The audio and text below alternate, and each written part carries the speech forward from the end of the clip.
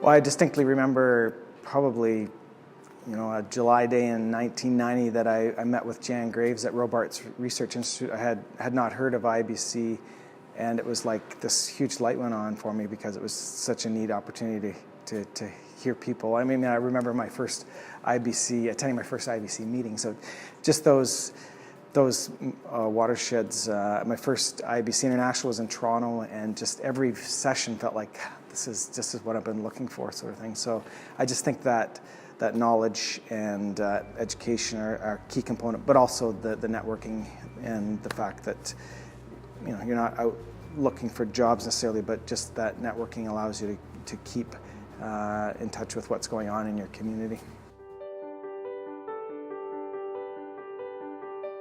It's had different impacts at different points in my career. So when I first started out, I was in a fairly large organization, but I was the only communicator. So IABC gave me an opportunity to connect with other communicators and learn from them. Also, early on, some of those international conferences were just like drinking from a huge water fountain of information. So that was really cool. Later on, I think it's given me an opportunity to help connect with students through some of teaching and stuff like that. So I think Westerns and Fanshawe being in town is a really neat aspect of IABC London, to have students and trying to share some of your knowledge back to the next generation.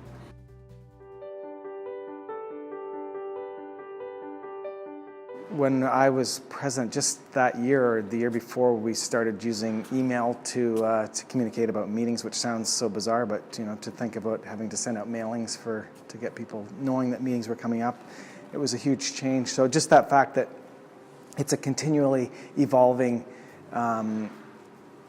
field, and I could have never envisioned that I would be involved, say, in video production or on the social media team, because it didn't exist. So you can't just stay static, because the whole field continues to evolve. It's a cliche to say that continuous learning is important, but it totally is, especially in this field where the technology changes, but also expectations of how we want to be talked to as an audience. That authenticity is such an important piece that maybe in the past we felt we could just communicate the information, but now we know we've got to have that feedback loop, and people need to be able to ask questions. I mean, people are demanding more of communications.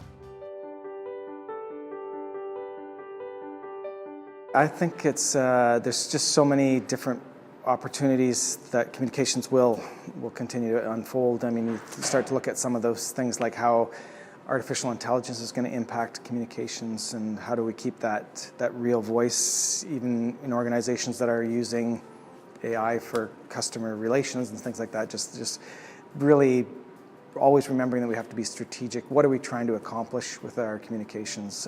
So some of those things won't change, but how we do it, well, obviously I can't predict what that would look like, but if I look at my time in communications, the fact that at one point we got color printers, that was huge, right? And we thought everyone was going to be desktop publishing.